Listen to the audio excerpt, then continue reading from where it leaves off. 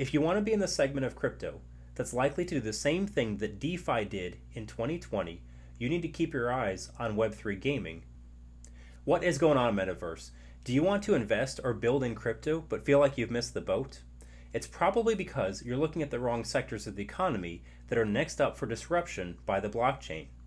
If you want to identify what are the potential areas that have 10, 50, or 100x returns waiting in the crypto space, you need to focus on the next best use cases of crypto behind those that have already been established. So, stick with me today and let's talk about what Annie knows about why you're in the wrong crypto market and need to be in GameFi. As always, nothing that I share here is financial advice and you should do your own research. In order to do that though, you need to be enabled.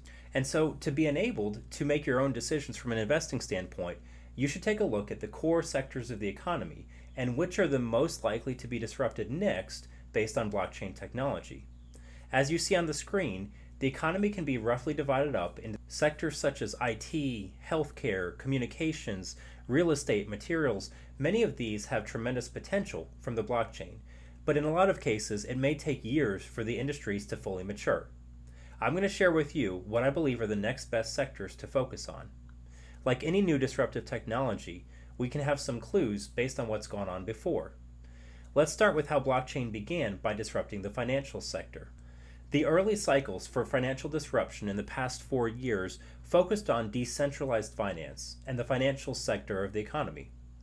In general, what we saw were protocols were established beginning in 2017 and building to be launched primarily in 2020. These DeFi protocols allowed investors to see enormous returns based on the following core value proposition. Blockchain technology allowed us to see lower cost of transactions for transporting value across different sectors of the economy. What this looked like, for instance, was Ethereum, the second major blockchain layer 1 technology. In only 6 years from its 2015 launch, was able to surpass Visa for total values exchanged on the network with over $1 trillion. Now, Visa began in 1958. To put that in perspective, a few other things that happened in 1958 were the establishment of NASA. The US actually began adding 2 additional states because there were only 48 states at the time, and Charles de Gaulle was elected the president of France. From 1958 until today is a tremendous amount of time, and in only 6 years we've seen Ethereum actually become such a juggernaut that it surpassed Visa, one of the most recognized brands worldwide. Similarly, we're going to see major disruptions in other sectors of the economy. These faster transactions and lower fees that blockchain technology allows created the potential for Bitcoin, Ethereum, and the other tokens to become major players in the financial sector. And in fact, blockchain has actually moved to be about 3% of the worldwide economy at the end of 2021, with a valuation of about $3 trillion. For those that were paying attention and invested, built, or focused on blockchain for that time period, from 2020 until the end of 2021, their average return was 250%. So with all that in mind, the big question that we have is what sector is next? Now, all of these sectors are not mutually exclusive. In fact, many innovations are going to be built in parallel that will impact multiple sectors. For instance, 3 examples that I can think of off the top of my head are Lens Protocol is building in the communications sector, working to establish social media that's decentralized, so you can no longer be blocked by a single entity that doesn't like what you have to say. At the same time, Helium is working in the utilities space to develop Wi-Fi hotspots for global usage.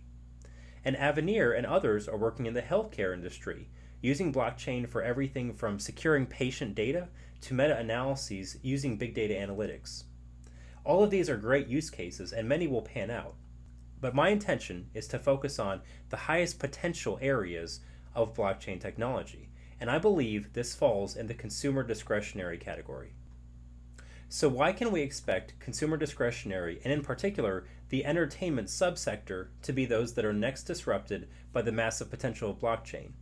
Well, there are 3 reasons.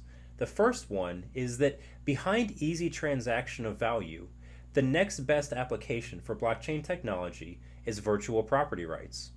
And in general, with NFTs, we're able to develop use cases where we can determine the ownership of virtual assets.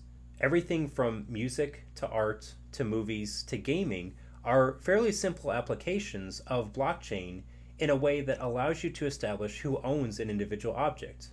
We've already seen examples of this over the past few years with NFT craze in 2021, and this is likely to continue. Secondly, behind the easy to understand value of virtual property rights, the main reason that I believe blockchain technology is going to be applied to gaming next is the potential scope of the industry.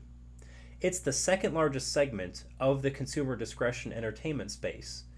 In fact, as you can see here, gaming is actually a larger market than all forms of music and movies combined. Only television is larger in the over $1 trillion global entertainment industry. And with over 3 billion gamers worldwide, or nearly a third of the planet, the potential is massive. Even a small percentage change of gamers moving from Web 2 to Web 3 would indicate a sea change and a tremendous value proposition. Those 3 billion gamers, 10%, 300 million, would increase the overall value of Web3 gaming by 100-fold from where it sits currently. The final reason that I believe Web3 gaming is the best segment to focus on in crypto is the overall market preparation. In my recent video, which I'll link in the description below, I share the number of projects that have been publicly funded in Web3 gaming over the last 2 years. With over $2 billion and 300 projects set to launch in the next 3 to 4 years, there's a tremendous space that's been created. In the same way that 2017, 18, and 19 set the stage for DeFi summer in 2020, the Web3 gaming building market of 2021, 22, and 23 is going to result in an enormous amount of launches that take place. If you want to be in the segment of crypto that's likely to do the same thing that DeFi did in 2020, you need to keep your eyes on Web3 gaming, set for 2023 and 2024 launching. In my next video in this series, I'm going to share with you what are the key elements that I look for when evaluating potential projects in Web3 gaming. Some of these criteria are going to be similar to Web 2 game development studios, and some will also be similar to DeFi protocols, but there are a few that are unique to the Web 3 gaming space, so make sure you stick around and don't miss that. In addition, I'm also going to share with you what are some of the major projects, certainly a top 10 list and maybe even a few more, that I believe have tremendous potential over 2023 and 2024 to deliver tremendous value to gamers and investors alike. So, if you're interested in seeing more of that content, make sure you like or subscribe to my channel and stick around.